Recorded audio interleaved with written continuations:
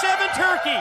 Ladies and gentlemen, thank you very much for being a part of this very special. Came to the aid of his what the hell was that all about? You got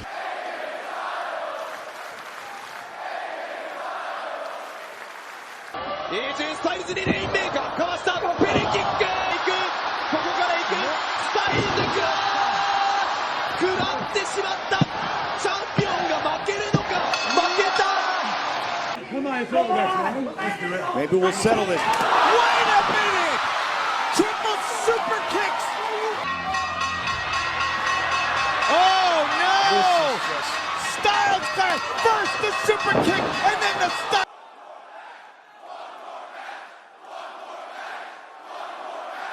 Beat up John Cena! Here is your winner and the new WWE World Champion, AJ Styles!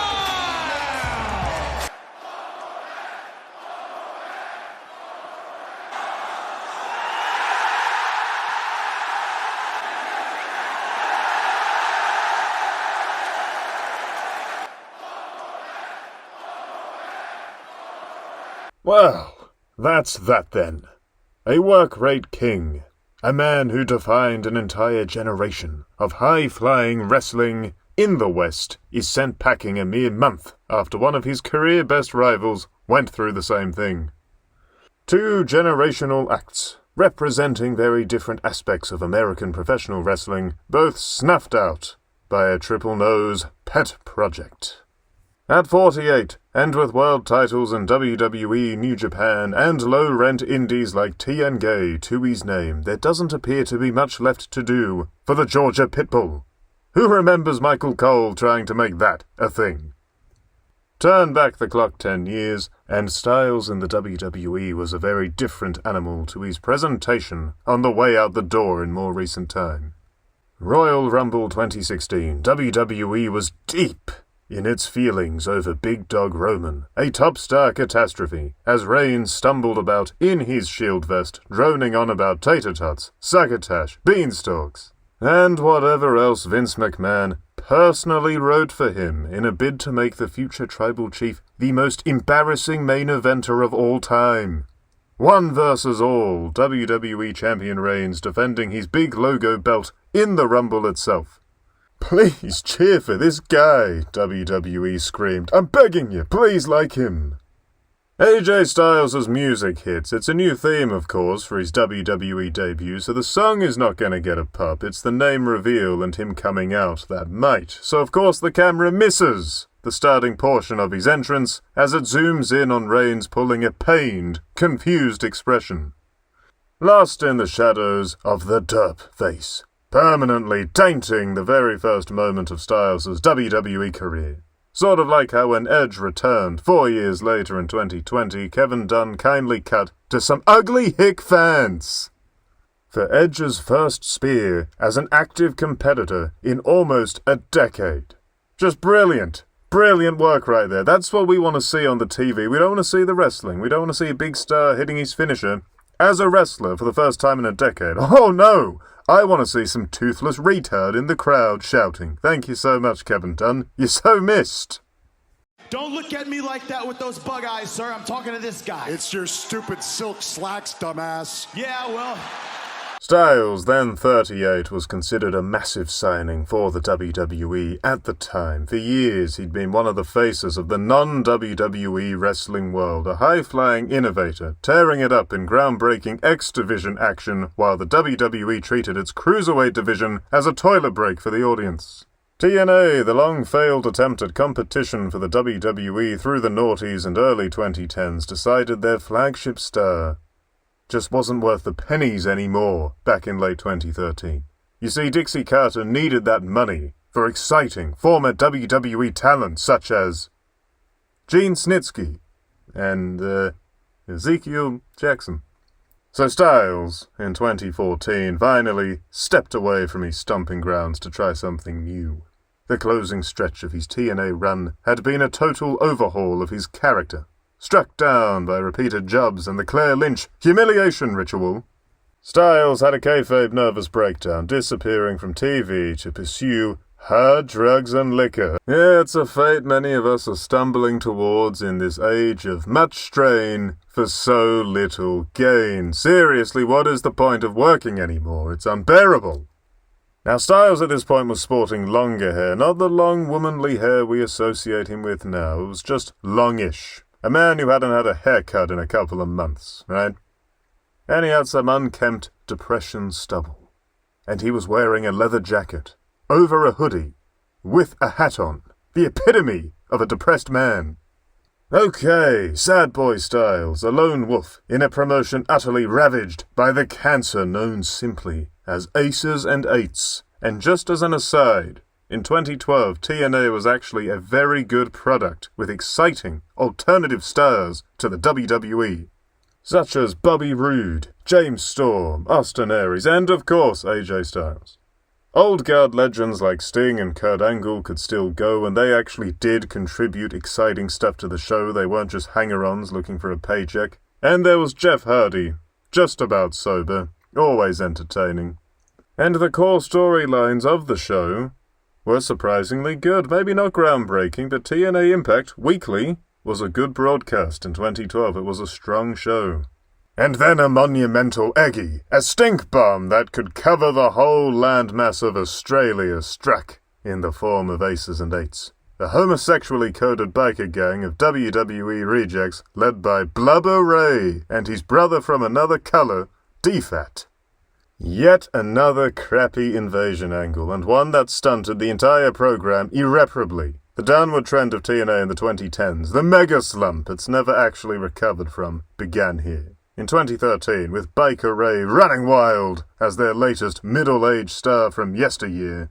Holding the world title hostage, Sad Boy Styles returned and quickly rejected the friendships he'd previously had in kayfabe with stars such as Kurt Angle, because him and Angle just forgot about that angle where Styles tried to steal Karen Angle from him. And James Storm. No one could be trusted. No one was an ally. This was a dark man, living on the edge, alienated from his friends as well as his loved ones, drowning in a sea of nihilism and self-destructive despair. The path was obvious. TNA was utterly shamelessly ripping off one of the greatest wrestling angles of all time. Crow Sting versus Hollywood Hogan. It's no coincidence that Hogan and Eric Bischoff just happened to be booking a lot of the show at the time. Styles, much like Sting, would rediscover his heart and passion for the promotion he was so synonymous with, and vanquish the dreaded invading champ to save the day. And much like Sting versus Hogan, this feud was destined to fall at the final hurdle, but for very different reasons.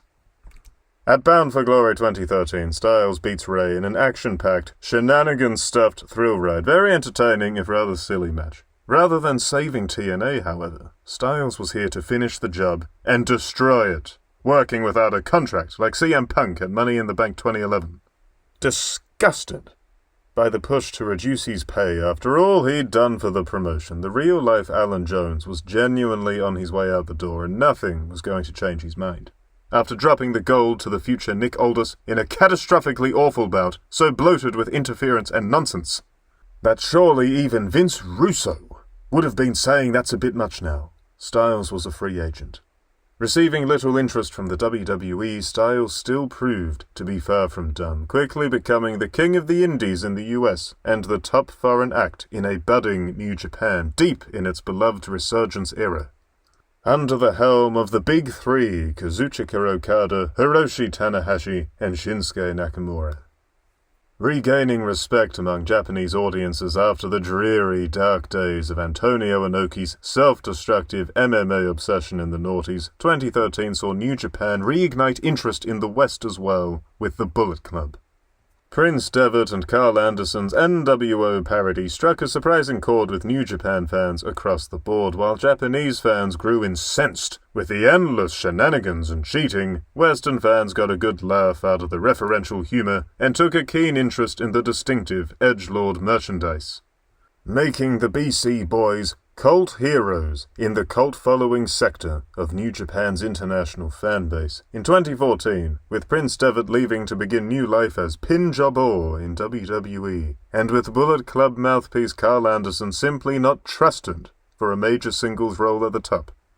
AJ Styles got the call to become the new ace of New Japan's Western heel franchise. Bagging the IWGP Heavyweight Championship in his first match as a Bullet Club member, Styles represented a renewed interest in bringing strong style to the wrestling world beyond the land of the rising sun.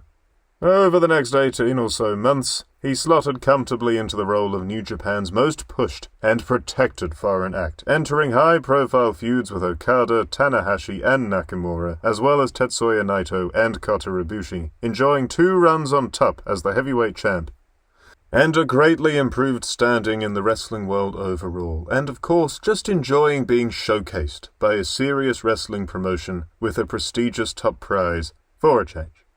Coupled with his work stateside in promotions such as Ring of Honor, Styles quickly established himself as the biggest star in wrestling beyond the mainstream juggernaut of the WWE, the face of the squared circle beyond the kingdom of McMahon. Despite the acclaim and the success, it became clear Styles needed a break from Japan. Touring so far away from one's wife and kids is always going to take a toll. As late 2015 blew in, the bloom was off the rose, and Styles, along with his trusty bald buddies, Carl Anderson and Doc Gallows, as well as King of Spastic Style Shinsuke Nakamura, began the talks to move over to the WWE. And in January 2016, Styles, following a beloved Wrestle Kingdom bout with Nakamura and a beatdown courtesy of Kenny Omega and friends at New Year's Dash the next day, flew back home for the Royal Rumble. There were a few things that used to make Vince McMahon see red with a new signee. Being under 6 feet, shocking. Being under 240 pounds, shocking. And worst of all, having name value from promotions outside of the WWE, doubly shocking. Debuting as a bland babyface, Styles meandered through an early example of getting trapped in the dreaded Jericho vortex. Chants of Y2 Jackass, Y2 Jackass. And a briefly lived tag team known simply as Y2AJ. Almost 17 whole years on from that Y2K thing, no less, bit dated. And Jericho predictably turning heel to ruin Styles' first WrestleMania with a disappointing loss to the man who famously lost to Fandango at WrestleMania 29. That's right, Y2 Jan 6 inexplicably gets the feud-ending Mania win over Styles, despite the very next night on Raw setting the phenomenal one up for a major title feud with Roman Reigns in the main event, moving forwards. Fortunately, the frustrating jobs ultimately bore some worthwhile fruit for the man who utterly hates fruits. What's up, man? Just had a question for AJ. I was just wondering how you feel about your large following in the gay community. The gay community? That's just because I think it's mainly attributed to your looks. Oh, God, get rid of them. Well, Styles, now bonding once again with Anderson and Gallows, just shy of when they became complete jokes in the wrestling business thanks to their utterly unspeakable feud with The New Day, something we genuinely will not be speaking of here. Styles, missing out on a Money in the Bank slot after a loss to Kevin Owens, introduces himself to John Cena in a once unthinkable feud over a decade in the making. Two of the greatest wrestlers of their generation, representing completely different genres and approaches to the industry, finally sharing a ring. Cena, the face of sports entertainment, a long-time WWE kingpin, working an updated variation of the classic babyface formula the WWF time and again relied upon. With stars such as Hulk Hogan, Styles, meanwhile, is the face of a pioneering craft beyond the mainstream, an innovative, high flyer and true bar setter of modern work rate. Sports entertainment versus work rate. WWE versus TNA. WWE versus New Japan. Tradition versus progression. A major crossover feud, or, well, as close as one could get to that at the time. And in a spot of truly excellent news for Styles, their feud stretched all the way to SummerSlam, which was, back when Cena was still allergic to clean jobs, the one time of year where maybe, just maybe, he'd put someone over properly. Not Zest Rollins, of course, oh no. The Monday Night Sodomite needed the Black Green Lantern to help him out, if memory serves. But real stars, genuinely liked by fans who could actually draw a dime, such as Daniel Bryan, Brock Lesnar, and now Styles, got to pick up clean, decisive wins over the leader of the C-Nation at the biggest event of the summer. Biggest event of the summer. In Vince McMahon's wet dreams, maybe. Anyways, the match itself is a 5-star classic, boasting great pacing and storytelling as a fired-up, firing on all cylinders Styles rises to the occasion, and having learned from his frustrating losses to the likes of Reigns and Jericho and Owens earlier in the year, fights harder than ever, displaying an aggressive, ruthless streak opposite an overly confident Cena, who comes to doubt himself as the match wears on, unsettled by the level of punishment his foe manages to keep coming back from. After Styles shockingly kicks out of the once fatal Avalanche AA, he quickly puts down a crestfallen John Cena with the phenomenal forearm, firmly establishing himself as a main event talent moving forwards in the promotion, with the audience solidly behind him. Much like Kurt Angle in the early noughties, Styles finds great success and popularity in balancing comedy with credibility, lighting up promos with goofy humor, often allowing himself to be the butt of the joke before getting his payback in the ring, tearing it up in serious, hard-hitting bouts. A WWE Championship reign proves fruitful as SmackDown, fresh off the brand split at the time, garners praise from fans and pundits alike for its entertainment value and storytelling. Heel Styles, a lovable anti-hero holding the gold, is one of the promotion's most popular and talked about acts, rocking a frequently funny, if rather ridiculous feud with Dean Ambrose, that managed to remain entertaining even with the unfortunate third wheel that came in the form of known exhibitor to minors, James Ellsworth. Disgraceful! Like, seriously, let's just take a second here, take a breath. Why does someone like this even get to be seen by others in any capacity? How do these genes get passed on? Look at this guy. No, I don't care you're eating. We're taking a second and we're gonna look. This is the face of the Untermensch. Nietzsche. He warned us all. And the top brass over at WWE clearly did not listen. Shocking. Just shocking. Anyways, John Cena still needed his win back from 2016, so enter Royal Rumble 2017. Cena had actually lost to Styles twice by this point in singles, a tainted win before SummerSlam, the clean SummerSlam one, and then he'd also been pinned by Styles in a triple threat match. Cena was really looking at the lights for this guy a lot. But that was all over for the new year, with Big Match John gunning for his long-awaited 16th title to tie with famed airplane exhibitionist Ric Flair. The story here shows a wiser Cena, his confidence restored after a short break from the ring, smartly grounding Styles in the ring, never letting the fight go to the outside, and finally, with victory in his grasp, he doesn't even go for the cover after a final big AA. Instead, rolling through for a bit of extra oomph, with an epilogue AA for good measure. This match, feud, and title run marked the peak of AJ Styles in the WWE. In the months that followed, bizarre feuds, first with Shane McMahon for some reason, and then Kevin Owens, restored Styles to the blander babyface persona of his 2016 debut, and while Styles regressed on the character front, so did the blue brand as a whole, as the powers that be seemingly punished SmackDown for daring to be better than Raw in 2016. Much like Paul Heyman and the SmackDown 6 infuriated Stefanepo McNo-Talent when they did better than her pathetic run as Raw Booker, that largely revolved around Triple Nose's blood feud with TV ratings.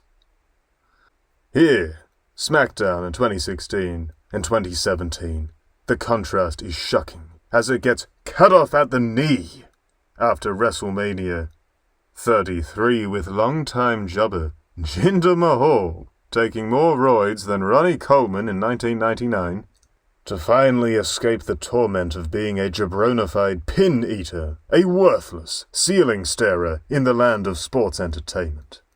Mahal was meant to open up the Indian market for the WWE, but unfortunately, the nation of India largely think the whole thing is real, and they tend to support stuck babyface characters as a result. So Mahal, a cheating heel dirtbag, who got India's national anthem booed to hell on live TV, completely bummed in his one key objective as champion, With Survivor Series on the way, it was clear a change was needed. No one wanted to see Brock Lesnar versus Jobber Malus. So Styles, a wrestler people actually liked, bagged an emergency title win ahead of the event, to the joy of everyone but one audience member on the night. Look at this.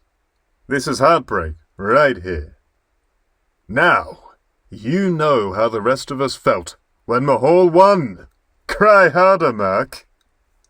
Lesnar versus Styles, brilliant match, and one that follows the exact formula Lesnar nearly always runs since his return in 2012. Big Brock beats the hell out of his opponent for large opening stretch. Gutsy underdog makes surprise comeback and wears him down, usually attacks his legs, or just his lower body in general. As Zest Rollins will shamelessly think of any reason to get up close and personal with another man's reproductive parts. Ultimately, though, it's rarely enough, and Lesnar wins, with no hint of his foe getting his win back in sight, ever. Styles, while still over in this second run as top dog on the Blue Show, simply did not draw the same level of interest he had in 2016. Coming off a poor US title feud with Kevin Owens had seemed like a demotion, inflicting the stench of mid-card onto the phenomenal one. Made worse by the fact there was only a small break between losing the secondary belt and regaining the top prize. Bell to bell, he remained one of the promotion's most exciting performers, arguably their absolute best, squeezing excellent matches out of all manner of opponents, but everything else was now lacking. With famed, no-talent hack who doesn't deserve to be in the position he's in, who only gets these jobs because he's one of Triple Nose's precious hanger-ons. Road Dogg, penning SmackDown at this point. The show went from poor choice to poor choice, including catering to smirks on the road to WrestleMania 34, with a long-awaited, in some circles, rematch between Styles and Shinsuke Nakamura. While Styles had largely been a monumental success since joining the WWE, Nakamura, one of the second generation of Three Musketeers in New Japan, had floundered. Struggling with the trials and tribulations of the English language, the often incomprehensible Nakamura bumbled through feuds and bouts with his dancing spaz persona. Now tragically devoid of the deep lore and cultural narrative the King of Strong Style had benefited from in Japan. Missing the aura of a mighty strong-style hero, Nakamura was now an oddball, pushed hard while leaving half the audience scratching their heads. It didn't help either that Father Time was already keeping an eye on the youngest IWGP Heavyweight Champion in history either.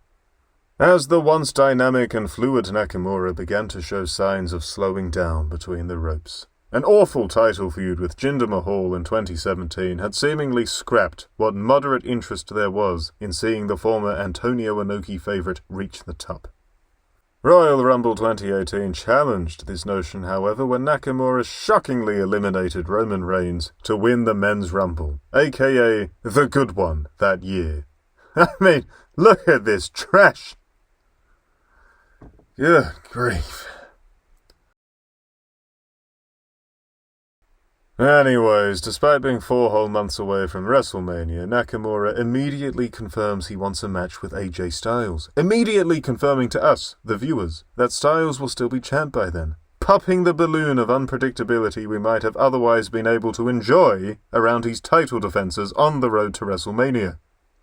WWE, the conglomerate promotion, the big one that, for many years under Vince McMahon's watch, essentially pretended wrestling beyond the WWE simply didn't exist, was now catering to smarks with the match for its biggest prize on its biggest stage. And to be perfectly clear, New Japan throughout the 2010s was an excellent wrestling promotion, maybe the best one in the world. Full of instant classic matches and well-told, long-term stories. It was better than WWE on many quality-related fronts in the ring, and more than earned its renewed interest among both Japanese and international fans. That being said, let's be real here, the vast majority of the WWE fandom would have no idea about any of this stuff. Their wrestling interests remain largely locked within the main roster WWE bubble, with even NXT floating outside of their radar most of the time.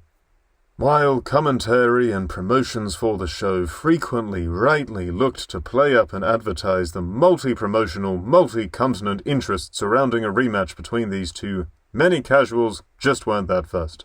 While they'd happily accepted Styles as a main event star and mainstay, Nakamura was the kind of guy one politely humoured, like the handicapped sibling of your new date when you go to pick her up for dinner. You pretended to understand what they were saying on the mic. You politely applauded as they spazzed out and gyrated on their way to the ring, like a Chippendales dancer with epilepsy.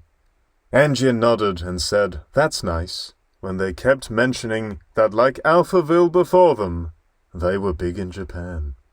Styles' long-awaited opportunity to defend the big gold on the main stage came along as a work-rate-focused mid-card bout on the night, and in a cruel twist of fate, the work-rate appeal was scuppered when the bout struggled to find a story or pace that stuck. The pace meanders, there is a strong lack of build-up and intensity for the closing stretch, and the psychology is messy with inconsistent selling and character work from both men, with no clear-cut sense of rivalry or heat between the pair.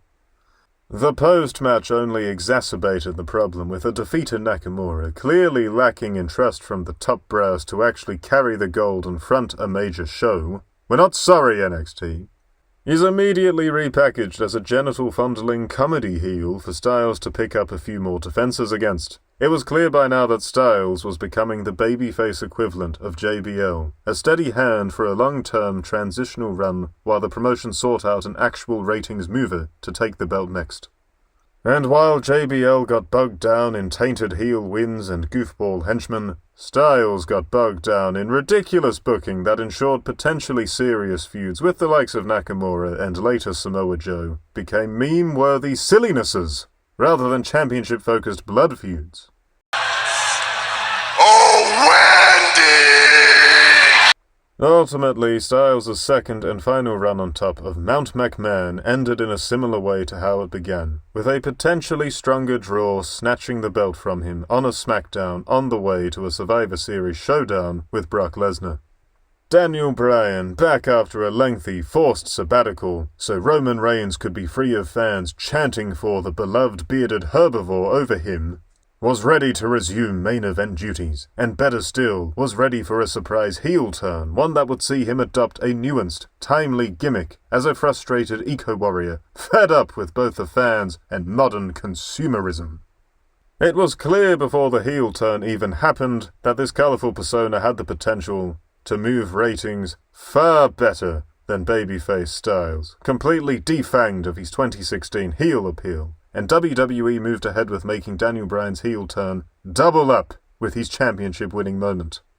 Bryan got the Brock Lesnar match. He got the title run. He got to go to WrestleMania, where his brains were damaged by a mid-card jobber who frankly had no business in a WWE title match at WrestleMania. But that's irrelevant. What matters is that in the many years between losing to Bryan and his 2026 feud with Gunther, AJ Styles settled into the role of being a professional wrestling fixer. A dependable, respectable veteran who could flip-flop between heel and face and jump to any spot on the card depending on what was needed. A goofball heel for The Undertaker to squash, you got it. A grizzled old babyface mentor for a newer high flyer like Dragon Lee, sure, he's your man. A mouthpiece for an immobile circus freak like Omos, yep, no problem.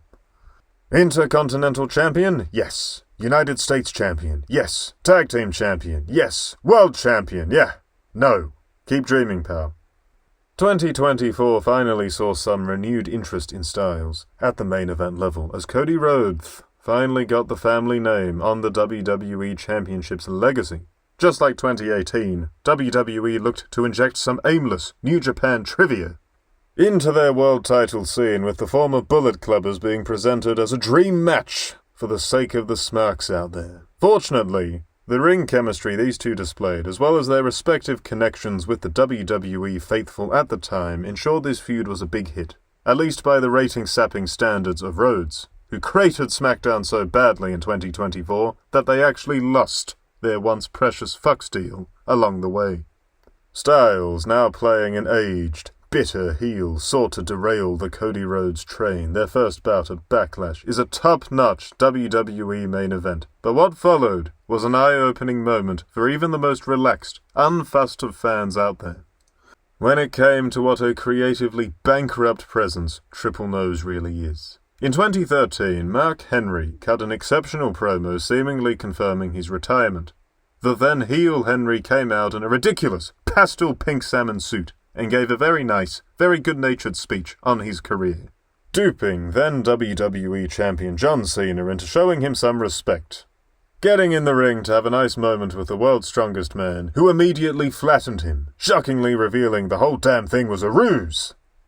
Henry was so convincing in his initial speech that he had the crowds in the palm of his hand, giving him the good old standing ovation treatment, followed by some strong heat by modern standards, when they realized he'd made an absolute fool out of all of them. AJ Styles, sporting a pastel blue suit, because that changes everything, goes through the motions of an eerily similar promo as WWE Champion Rhodes fills in for the Cena role, a gullible idiot walking right into a trap. It's one thing to take some inspiration from a previous angle, nothing wrong with that. It's another to hand fans a shot-for-shot remake.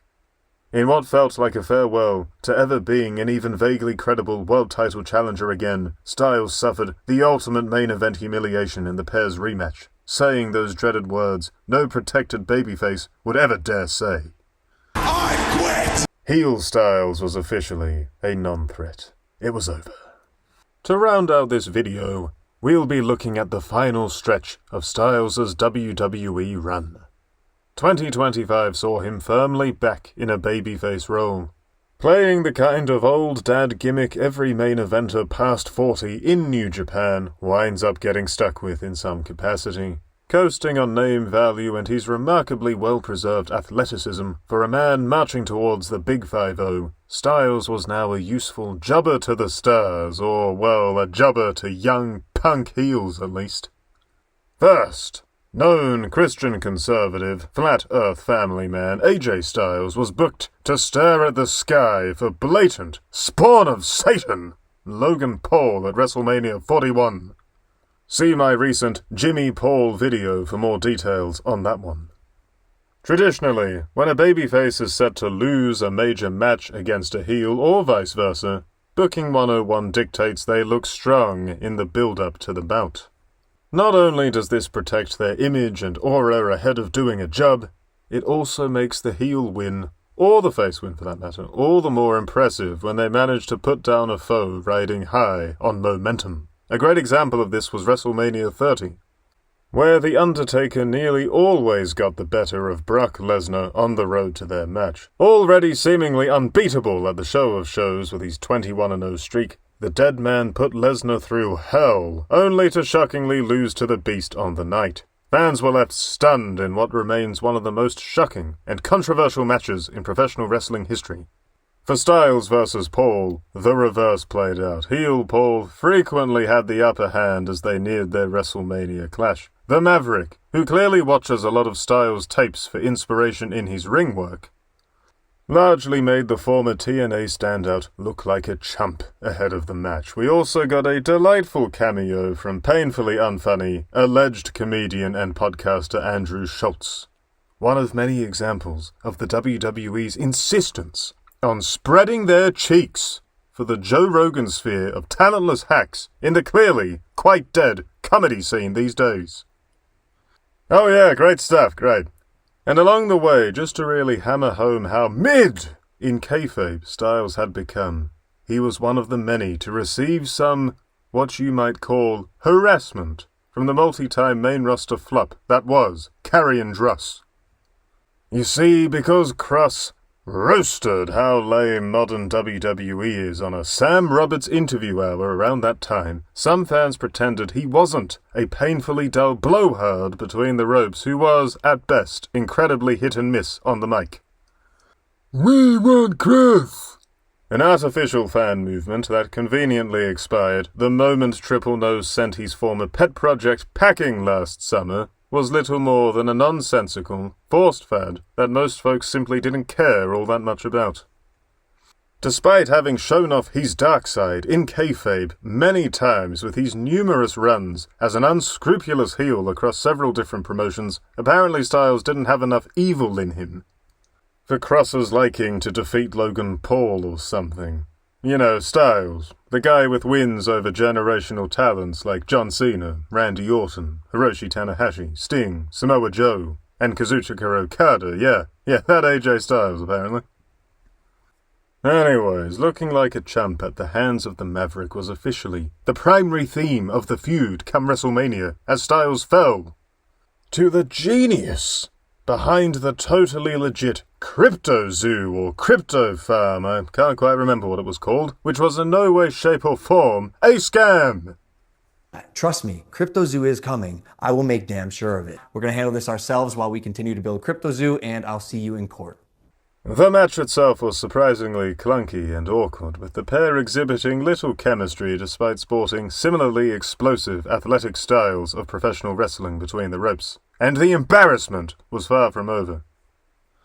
Putting over younger talent in your twilight years has often been a custom of professional wrestling. For Styles, it did not mean putting over exciting younger talents who could go to the main event. It meant putting over young punk mid-carders, first Paul, a novelty act, if we're being honest, who at least has put considerable effort into actually looking like a professional wrestler. But then came along Dominik Mysterio. There are numerous newer talents in the WWE who could become megastars, but frankly, Mysterio is not among them. The man's main accomplishments are having a legendary father who sorted him out a good contract, and having a booking team determined to convince us the guy is far more interesting than he actually is. Mid on the mic and in the ring, Mysterio benefited from a strong angle where he betrayed his father and joined the Judgment Day, followed later by an amusing angle where he was an inexplicable babe magnet, a theme WWE are still running with from time to this day. All very amusing, but smoke and mirrors covers for a guy who is bland and whiny on the mic most of the time, whether or not he's a face or a heel, and rudimentary in the ring, focusing heavily on Eddie Guerrero member berries to get pups. A heel homaging a beloved legend from yesteryear for a pup. Make it make sense. Over the summer, Styles was booked to be a silly old man, stalking Mysterio and cracking childish, dead-on-arrival jokes in his reading classes to the guy in his bid to get a few cracks at Mysterio's Intercontinental Championship. And while a more credible, powerhouse-type performer like Bron Breakker was booked to have 2 weak, brief Intercontinental title runs where he could barely hold on to the gold, this skinny, mullet-wearing, worst neck tattoo since Cody Rhodes contender got to enjoy a comparative chokehold on the title. Styles doesn't even get a quick hot potato transitional run to drop back to Mysterio in order to maintain some heat in the feud. Oh no, it's Jobplex City, with him failing twice in his bid to win some secondary gold in 2025. A chump, a victim of yet another relentless push for a Nepo baby who wouldn't even be in the company if it wasn't for Daddy, just like Jey Uso last year and Natty her whole damn career. Mysterio has time and again proven that blood is indeed thicker than ability in the WWE. The only sliver of a silver lining for Styles last year arrived in the form of John Cena. Fresh off his catastrophic, legacy-tainting heel run, now face against Cena wanted a match with Styles before his retirement tour finished up. The pair reignited their beloved rivalry with a zero story, zero stakes, or build-up match that just revolved around you remembering how good their original feud was, almost a decade ago by then. Styles, going back to the short trunks after near 20 years of tights, almost looked sinful with those bare thighs on display. He throws down with his old rival/pal now, apparently. The pair homaged a famous magazine cover years prior, harking back to the WWE versus TNA promotional war that Dixie Carter and Jeff Jarrett like to pretend was a thing in the noughties. The bout itself, bolstered by a red-hot crowd, is shockingly minimal on the psychology and storytelling fronts. Instead, Cena and Styles rely heavily on member berries, there's that word again, and nostalgia, providing callbacks to classic matches and homages to a variety of other talent. It's an odd showcase of the creative bankruptcy that has plagued the WWE on and off for years, with Triple Nose and Co. heavily relying on referencing older angles and older matches for cheap pups. Successfully working seas of marks who claim to have hated the Vince McMahon era whilst throwing nostalgia fits of joy every time it gets referenced. Much like Cena, it was clear the creative clock was approaching midnight for AJ Styles in the WWE. Following the humiliation ritual that was John Cena's final match in the WWE, Styles was hurriedly slotted into the next chapter of Triple Nose's biggest passion project, making Gunther a thing. A student of 80s and early 90s All Japan, Gunther works a hard-hitting, grounded style focused heavily on stiff strikes, chops, and rudimentary suplexes and slams. And while the psychology and consistency in selling in his bouts is elite level by modern standards, many of the big Austrian's moves have come to look rather loose and sloppy in more recent years. A low-impact powerbomb followed by a prison hug pin position, a barely applied sleeper.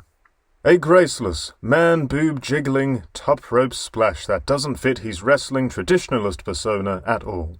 And while his somewhat timeless style and presentation has been a huge hit with hardcore fans and old-school pros alike, he's a fairly standard, almost basic heel character to more general audiences. A solid heel, with a lot of technical ability, no doubt, but not groundbreaking, and now relatively near the Big 4-0, arguably past his true physical prime.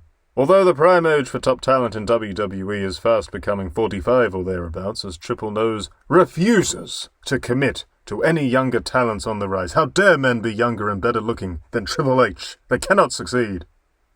Essentially, despite his talent, Gunther is hardly the most exciting choice for what could be a monumental push in regards to a career killer angle. First Goldberg, and then John Cena.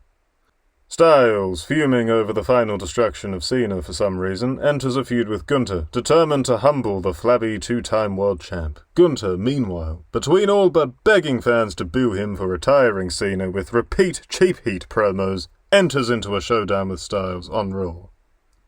Despite being a supposed beast in kayfabe, much of Gunther's character has revolved around tapping out. In NXT, after many years of enjoying undefeated obscurity as the UK champion, the then Volta dropped the prestige-free gold.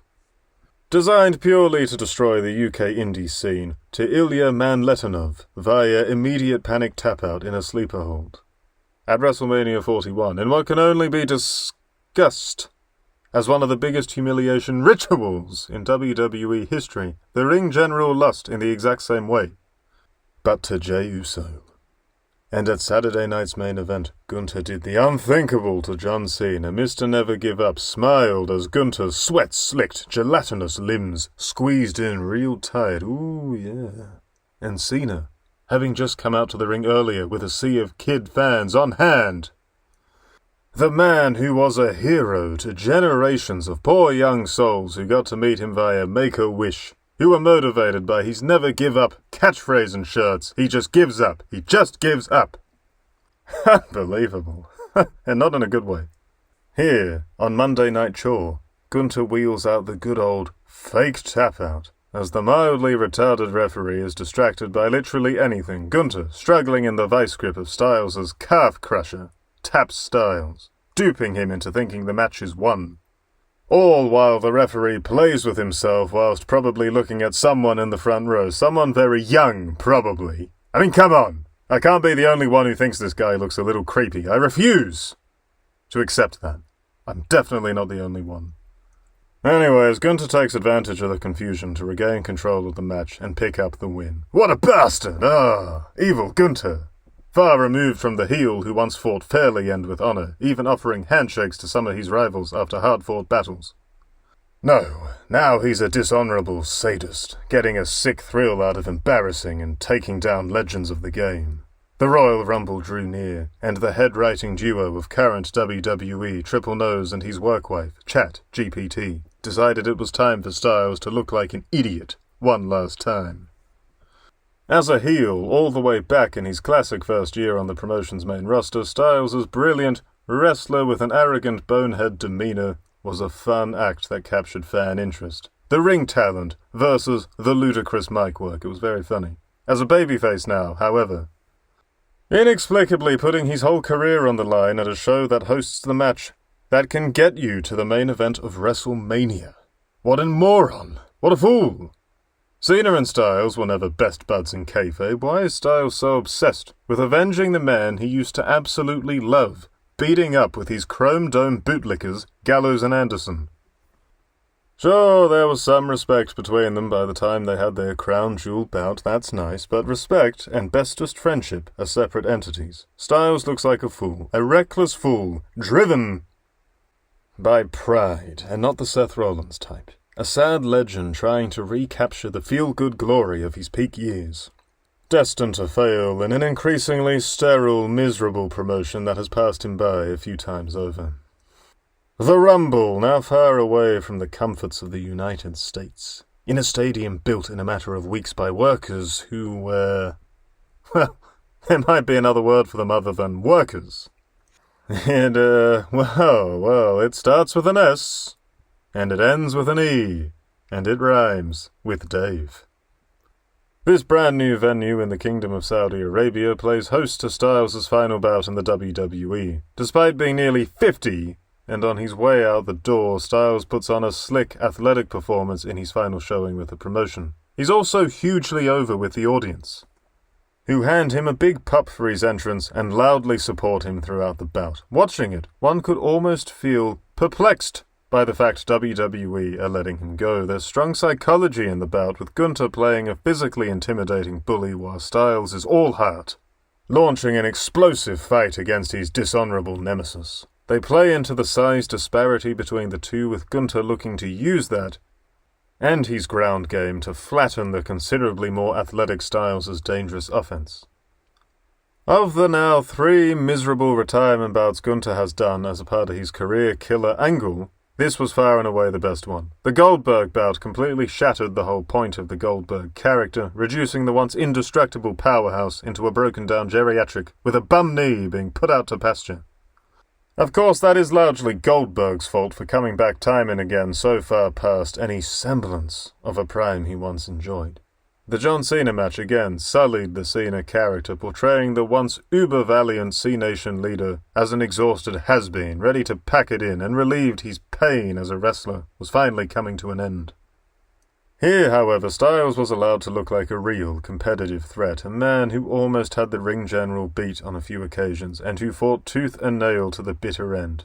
Trapped in Gunther's pressure-free, disbelief-destroying sleeper for what felt like forever, Styles, unlike John Cena, never gave up, instead falling unconscious in the hold, forcing the referee to begrudgingly call for the bell. The fact even the referee seemed to be supporting Styles, and was glum about calling it, added more emotional intensity to the bout, allowing him to seem like a true hero, and Gunther a proper wrestling villain.